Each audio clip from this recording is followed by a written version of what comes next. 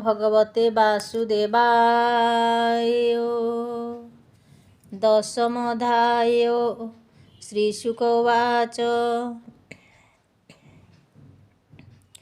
निज भुवने गले हरि शुण परीक्ष्य दण्डधारी।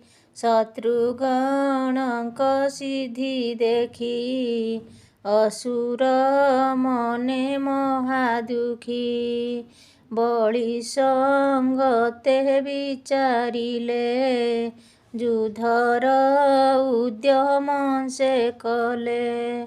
नाना आयुध धरि करे माइले अति कोप भरे। सिधु मंथन प्राय गोल धाइले चतुरंग बल। अश्वकु अश्व सज कले हस्तिंकु हस्ति घेनी तुले। ओटमयी शिखर पृष्ठे बेगे धाइले घोर दुष्टे। शरभ कंधे के बसंती के कपि पृष्ठे आरोहन्ति। के गूध्र काक बक कंधे बसिले युद्धर आरंभे। अमूल्य धन वज्र मुष्टि विविध शस्त्र कुंत जष्टि। चर्मभूषित कळेबर भूषित कुंते विस्तार। नाना प्रकारे सज होई धाइले मने क्रोध बही। शंख मृदंग तुरी भेरी अति उत्कट नाद करी। एमंत परम दारुण होइला देवासुर ऋण। से हरि माया विद्यमाने जे रूपे समुद्र मंथने। एमंत विष्णुर मोहने निराश होई सुधा पाने। सर्वदानवे कमते जनाई बलिर अग्रते। उद्यम कले जे बावर्थे न लभी विधिर आयते। शत्रुंक कार्य सिद्धि देखी भाଳି सकले मने दुखी। समस्ते होई जुथे जुथे विचार कले एकचिते। देवंकु बाहुबले मारी सर्वसंपद नेबा हरि। तेबे से जीवन आरंभ संग्राम हेब श्रेयस्कर। तेबे से जीवन आंभर संग्राम हेब श्रेयस्कर। एमंत मनरे विचारी सर्वे धाइले शस्त्र धरी।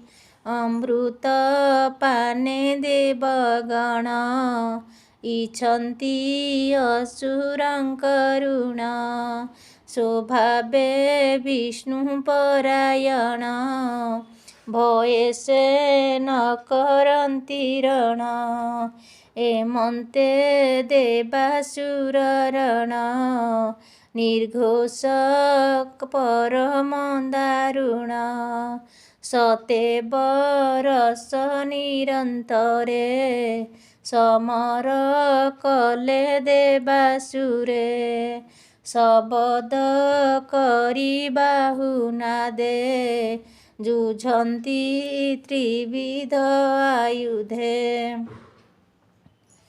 ବଜାନ୍ତି ଶଙ୍ଖରଣ ଭେରି ଟମଙ୍କ ମଙ୍ଗଳ ମହୁରୀ ସକଳ ମଙ୍ଗଳ ସୁବାଦ୍ୟ ଗଜତୁରଙ୍ଗ ଘୋର ନାଦେ ସକଳ ମଙ୍ଗଳ ସୁବାଦେ ଗଜତୁରଙ୍ଗ ଘୋର ନାଦେ ଶୁଭିଲା ଶବଦ ଗହଳ ସିଦ୍ଧ ମନ୍ଥନେ ପ୍ରାୟ ଗୋଳ ଲାଗିଲା ଯୁଦ୍ଧ ଏକେ ଏକେ ଧନୁଞ୍ଜ ଗଣ ବୃନ୍ଦାରକେ ନାନା ବାହନେ ବିଜେ କରି ରଣେ ଧାଇଲେ ଶସ୍ତ୍ର ଧରି ଓଟର ପୃଷ୍ଠେ କେ ବସନ୍ତି କେ ଅବା ଅଶ୍ୱ ଆରୋହନ୍ତି କେ ବସେ ରଥେ କେ ବାଖରେ କେ ମୃଗ ବାନର କନ୍ଧରେ କେ ବ୍ୟାଘ୍ର କେ ସିଂହ ଆରୋହେ କେ ଗୃଧ୍ର କଙ୍କ ବଳ ଦେହେ ଜଳଭାସକ ତିମିଙ୍ଗଳେ ଦୃଢ଼ ଆସନେ ବସି ବଳେ ସରଭେ ମହିଷେ କେ ବସେ ଗବୟ ମକ୍ଷକ ଗୋବୃକ୍ଷେ କେ ଶିବା କେହୁ କଲାସେ ଶଶକେ କେ ଅବା ମାନୁଷେ ଅମୂଲ୍ୟ ରତ୍ନ ଦଣ୍ଡ ଛତ୍ର ନୀଳ ଲୋହିତ ପୀତ ଶୀତ ଅମୂଲ୍ୟ ରତ୍ନ ଦଣ୍ଡ ଛତ୍ର ନୀଳ ଲୋହିତ ଶୀତ ପାତ ବିରାଜେ ବାରାହ ଚାମରେ ଚର୍ମ ଭୂଷଣ ପାଗ ଶିରେ ବିବିଧ ଶସ୍ତ୍ରେ କେ ଭୂଷଣେ ଶୋଭନ୍ତି ଦେବାରୁଷ ଗଣେ ବିବିଧ ତୀକ୍ଷ୍ଣ ଶସ୍ତ୍ର ମୁନେ ପ୍ରଖର ରବି ରଶ୍ମି ଜେହ୍ନେ ଏମନ୍ତେ ଦେବାସୁର ବାଳ ବୃତ ସ୍ୱଭାବ ମହାଗୋଳ ଅତି କୁପିତ ଦେବାସୁର କିୟବା ଦେବା ପଟାନ୍ତର ଶୋଭନ୍ତି ମହାବୀର ରଣେ ସାଗର ଜଳ ଜନ୍ତୁ ଜେହ୍ନେ ମନ ବଚନେ ଅଗୋଚର ଭୀଷଣାକୃତି ଭୟଙ୍କର ଏମନ୍ତେ ରଥେ ବଳି ବସେ ବୀର ବେଷ୍ଟିତ ଚଉପାଶେ ନମୁଚି ବିପ୍ରଚିତ ବାଣ ବଜ୍ରଦଂଷ୍ଟ୍ର ଯେ ବିଲୋଚନ ସମ୍ବର ଆୟୋ ମୁଖ ହେତି ଶକୁନି ତାରକ ପ୍ରହେତି ଦ୍ୱିମୂର୍ଧା ଅଟେ କାଳ ନାଭ କୁମ୍ଭ ଇଲଳ ଯେ ନିଶୁମ୍ଭ ଅରିଷ୍ଟି ଶଙ୍ଖ ଶିରମୟ ତ୍ରିପୁରାଧିପତି କାଳୟ ନିର୍ବାତ କବଚ କପିଳ ଜିମୁତ ଦୁନ୍ଦୁଭି ଉତ୍କଳ ପୌଲମ ଭୂତ ସନ୍ତାପନ ହୟଗ୍ରୀବ ଯେ ଚକ୍ରସେନ ଅରିଷ୍ଟ ନେମି ଆଦି ବୀରେ ମିଳିଲେ ସମର ଭୂମିରେ ନ ପାଇ ଅମୃତର ଭାଗ ମନେ ବହିଲେ ବୈରାଗ ସମର ମଧ୍ୟେ ବଳି ଶୋଭା କିବା ଉପମା ତାକୁ ଦେବା ନକ୍ଷତ୍ର ମଧ୍ୟେ ପୂର୍ଣ୍ଣ ଶଶୀ ଅସୁର ମଧ୍ୟେ ଯେହ୍ନେ ଦିଶି ବଳି ସଙ୍ଗତେ ପନ୍ତି ପନ୍ତି ବଳିଦାନବ ଗୋତ୍ର ଜ୍ଞାନ୍ତି ଦେବ ଅସୁର ଘୋର ରଣେ ବଳିଆ ବୋରି ଜଣେ ଜଣେ କରନ୍ତି ସର୍ବେ ସିଂହନାଦ ଶଙ୍ଖ ଦୁନ୍ଦୁଭି ବହୁ ବାଦ୍ୟ ଦେବଙ୍କ ଯୁଦ୍ଧ କରି ବଳେ ବେଢ଼ିଲେ ଅଶେଷ ମଙ୍ଗଳେ ଏମନ୍ତ ବଳି ବଳ ଚାହିଁ ସକଳ ଦେବେ କୋପ ବହି ସାଜିଲେ ସୁରପତି ସଙ୍ଗେ ଅଶେଷ ଘୋର ରଣ ରଙ୍ଗେ ଐରାବତ କନ୍ଧେ ବସେ ସୂର୍ଯ୍ୟ କିରଣ ପ୍ରାୟ ଦିଶେ ସେ ସୁରପତି କିଆ ବୋରି ଆନନ୍ଦେ ବାଦ୍ୟ ନାଦ କରି ନାନା ବାଦନ ଶସ୍ତ୍ର ତୁଲେ ଅଶେଷ ଦେବ ବିଜେ କଲେ ରଣସଙ୍କୁଳ ମହାଗୋଳ ସମୁଦ୍ର କୂଳେ ବେନିବଳ ମିଳି ସକଳ ଦିଗପାଳ ଶବଦ ସିନ୍ଧୁର ଉଲ୍ଲୋଳ ଶସ୍ତ୍ର ଉଚାଇ କୋପ ମନେ ନାମ ଭାସନ୍ତି ଅନ୍ୟ ଅନ୍ୟେ ନିକଟେ ମିଳି ଘୋର ନାଦେ ଯୁଦ୍ଧ କରନ୍ତି ଅତି କ୍ରୋଧେ ଇନ୍ଦ୍ରର ତୁଲେ କଳି ଯୁଧେ ଦାରୁଣ ଦେବାସୁର ମଧ୍ୟେ ତାରକା ସଙ୍ଗେ କାର୍ତ୍ତିକେୟ ବିଶ୍ୱକର୍ମାର ସଙ୍ଗମୟ ବରୁଣ ହେତିବେ ନିବିରେ ପ୍ରହତି ମିତ୍ରେ ଯୁଦ୍ଧ କରେ ଯମର ତୁଲେ କାଳନାଭ ଯୁଦ୍ଧ କରଇ ବହି ଗର୍ବ ସମ୍ବର ତୁଷ୍ଟା ତୁଲେ ରଣ ସବିତା ତୁଲେ ବିରୋଚନ ଅପରାଜିତ ଯେ ନମୁଚି ରଣେ ବସିଲେ ବହି ରୁଚି ଆଶ୍ୱିନୀ ବୃଷ ପର୍ବା ଘେନି ସମର କରନ୍ତି ଏବେନି ସୂର୍ଯ୍ୟର ତୁଲେ ବୀଣାସୁର ସୂର୍ଯ୍ୟର ତୁଲେ ବାଣାସୁର ରାହୁର ତୁଲେ ନିଶାକର ପୁଲୋମା ସଙ୍ଗରେ ସମର କରଇ ଅନଳ ଯେ ବୀର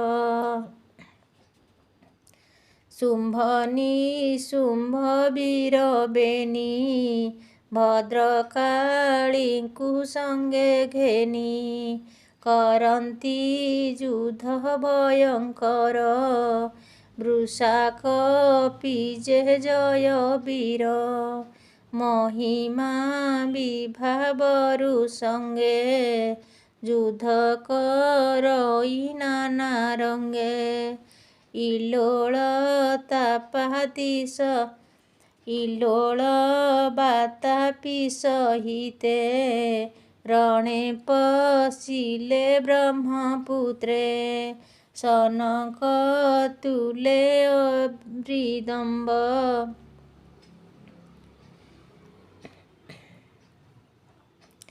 ଇଲୋଳ ବାତାପି ସହିତେ ରଣେ ପଶିଲେ ବ୍ରହ୍ମପୁତ୍ରେ। ସନକ ତୁଲେ ଅରିନ୍ଦମ ନିର୍ଭୟେ କରନ୍ତି ସଂଗ୍ରାମ। ଦୁର୍ମଶ୍ର ତୁଲେ ରତିପତି ଉତ୍କଳ ମାତାର ସଂଗତି। ଇନ୍ଦ୍ର ଯେ ପନ୍ଥ କନ୍ତି ଥିଲା ବଳି ତାହାକୁ ଅନାଇଲା। ଯୋଚିୟ ସ୍ୱକୁ ଚାରି ବାଣ ବେଗେ ବିନ୍ଧିଲା ଗରୁଟାଣ। ସାରଥି ଏକ ବାଣ ଯୋଖି ଇନ୍ଦ୍ର ଧାଇଁଲା ତାହା ଦେଖି। ବଳିର ଯେତେ କନାଇଲୁ ବେଗେ ବଳିର ଯେତେ କନାଇଜ ବେଗେ ଛେଦିଲା ସୁରରାଜ। ବଳିକି ଚାହିଁ ମନ୍ଦହାସେ ବେଗେ ମିଳିଲେ ତାର ପାଶେ। ଇନ୍ଦ୍ର ଅଦ୍ଭୁତ କର୍ମ ଚାହିଁ ବଳି ଯେ ମନେ ରୋଷ ବହି। ପୁଣି ଶକ୍ତିଏ ଧରି କରେ ପେଶଇ ବାସବ ଉପରେ। ଉଲ୍କା ଯେ ଶନେ ଶୂନ୍ୟ ମାର୍ଗେ ପଡ଼ି ବିରାଜେ ଦଶ ଦିଗେ। ସେ ଶକ୍ତି ବଳି ହସ୍ତେ ଥିଲା ଇସିତେ ଇନ୍ଦ୍ର ତା ଛେଦିଲା। ତୋମାର ଶୂଳ ପାଶ ରୁଷ୍ଟି ବଳି ହସ୍ତରୁ ବେଗେ କାଟି। ନ ପାରି ମାୟା ପ୍ରକାଶିଲା ତକ୍ଷଣେ ଅନ୍ତର୍ଧ୍ୟାନ ହେଲା। ମାୟାରେ ଶିଳା ବୃଷ୍ଟି ହେଲା ମେଘ ଗଗନେ ଆଚ୍ଛାଦିଲା। ଦେବଙ୍କ ଉପରେ ବରଷେ ବିଦ୍ୟୁତ ଯେହ୍ନେ ଦଶ ଦିଶେ। ପୁଣି କ୍ଷଣକେ ବହୁ ଦୃଷ୍ଟି ଶୁଷ୍କ ଇନ୍ଧନ କୋଟି କୋଟି। ଦାବାଗ୍ନି ଦେବଙ୍କ ଉପରେ ପଡ଼ନ୍ତି ମଣ୍ଡଳ ସମରେ। ଶିଳା ପଡ଼ନ୍ତି ତାଙ୍କ ଶିରେ ଗହନେ ଦେବଙ୍କ ଉପରେ। ପଡ଼ନ୍ତି ମହାଘୋର ରଣେ ବୃଶ୍ଚିକ ମହାସର୍ପ ଗଣେ। ବରାହ ବ୍ୟାଘ୍ର ସିଂହ ହସ୍ତୀ ସମ୍ମୁଖେ ଗର୍ଜନ କରନ୍ତି। ଶତ ସହସ୍ର ଯାଦୁ ଧ୍ୟାନ ଅନେକ ସୈନ୍ୟ ଅଚିହ୍ନ।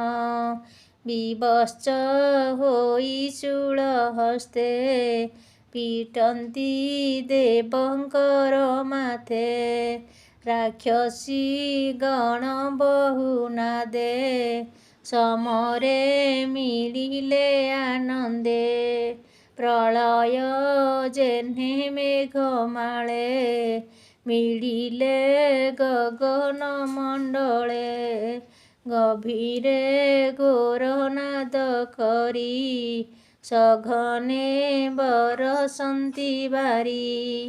ପୁଷ୍ପ କ୍ଷଣକେ ଅଗ୍ନିବୃଷ୍ଟି ପ୍ରଳୟ ରାଶିରେ ପ୍ରକଟି।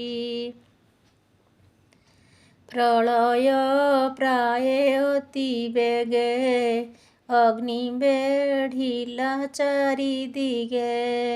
ସମୁଦ୍ର ଉଲ୍ଲୋଳ ଲହରୀ ଉଠିଲା ଘୋର ନାଦ କରି। ପ୍ରଚଣ୍ଡ ବାତେ ଉର୍ମିଗଣ ଉଠିଲେ ଦିଶନ୍ତି ଭୀଷଣ। ଏମନ୍ତେ ଅସୁରଙ୍କ ମାୟା ଦୃଶ୍ୟ ଅଦୃଶ୍ୟ ନାନା କାୟା। ନାନା ପ୍ରକାର ମାୟା ବଳେ ପଶିଲା ଦେବଗଣ ମେଳେ। ଅସୁର ମାୟା ବଳ ଦେଖି ତ୍ରିଦଶେ ସମର ଉପେକ୍ଷୀ। ବିକଳେ ଭ୍ରମନ୍ତି ଗଗନେ ଅସୁର ମହାବଳେ ଛନେ। ରହି ନ ପାରି ସ୍ୱର୍ଗ ପଥେ ବିଷ୍ଣୁଙ୍କୁ ଧ୍ୟାନ କଲେ ଚିତେ। ଦେବଙ୍କ ଭୟ ଦେଖି ହରି ଗରୁଡ଼ ପୃଷ୍ଠେ ବିଜେ କରି। ପୀତ ବସନ ପରିଧାନ ସୁନ୍ଦର କମଳ ଲୋଚନ। ଯୁଧେ ଅଇଲେ ଚତୁର୍ଭୁଜେ କର୍ଣ୍ଣେ କୁଣ୍ଡଳା ରତ୍ନ ସାଜେ। ଶ୍ରୀବତ୍ସ କୌସ୍ତୁଭ ମଣି ଅମୂଲ୍ୟ ରତ୍ନ ପୁଞ୍ଜ ଜିଣି। ଏମନ୍ତ ରୂପେ ଦଇତ୍ୟାରି ଦେବଙ୍କ ମଧ୍ୟେ ବିଜେ କରି।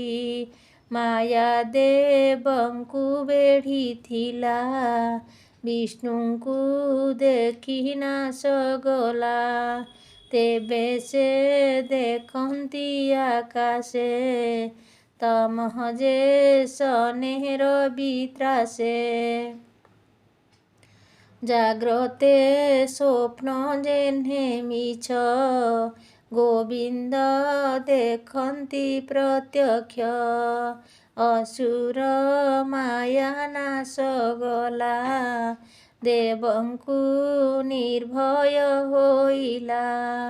ଦେବଙ୍କ ମଧ୍ୟେ କାଳ ନେମି ଲୁଚି ଯେ ଥିଲା ମାୟା ଘେନି। ଶୂଳ ବୁଲାଇ ଅନ୍ତରିକ୍ଷେ ମିଳିଲା ଗୋବିନ୍ଦ ସମ୍ମୁଖେ। ପିଟିଲା ଗରୁଡ଼ ଉପରେ ହରି ଧରିଲେ ବାମ କରେ। ସେ ଶୂଳ କାଳ ନେମି ମୁଣ୍ଡେ କରି ପ୍ରହାରିଲେ ପ୍ରଚଣ୍ଡେ। ମାୟା ସହିତେ ମହାବୀର ତକ୍ଷଣେ ହେଲା ସତେ ଚୋର। ମାଳି ସୁମାଳି ବେନିଭିରେ ଦେଖି ମିଳିଲେ ଅତି ଖରେ। ତ୍ରିଶୂଳ ଗୋବିନ୍ଦ ଉପରେ ପ୍ରହାର କଲେ ମହାଘୋରେ। ତାହାଙ୍କ ତେଜ ଦେଖି ହରି ସୁଦର୍ଶନ କରେ ଧରି। ସେ ବେନିବୀର ମୁଣ୍ଡ ହାଣି ଶଙ୍ଖ ଶବଦେ ଚକ୍ରପାଣି। ମିଳିଲେ ଦେବଗଣ ମଧ୍ୟେ ତ୍ରିଦଶେ ଦେଖନ୍ତି ଆନନ୍ଦେ। ସେ ହରି ଚରଣ କମଳେ ସୁଜନେ ଚିନ୍ତି ଧ୍ୟାନ ବଳେ। ଅଷ୍ଟମ ସ୍କନ୍ଧେ ଭାଗବତ ଅଦ୍ଭୁତ ବିଷ୍ଣୁର ଚରିତ। ଭାଷା ପ୍ରବନ୍ଧେ ନିରୂପିତ କହିଲା ବିପ୍ର ଜଗନ୍ନାଥ। ଇତି ଶ୍ରୀମଦ୍ଭାଗବତେ ମହାପୁରାଣେ ପାରମହଂସ୍ୟା ସଂହିତାୟା ବୟସିକାୟାଂ ଅଷ୍ଟମସ୍କନ୍ଧେ ଦେବାସୁର ଯୁଦ୍ଧେ ନାମ ଦଶମୋऽଧ୍ୟାୟଃ। ଓಂ ନମୋ ଭଗବତେ ବାସୁଦେବାୟ।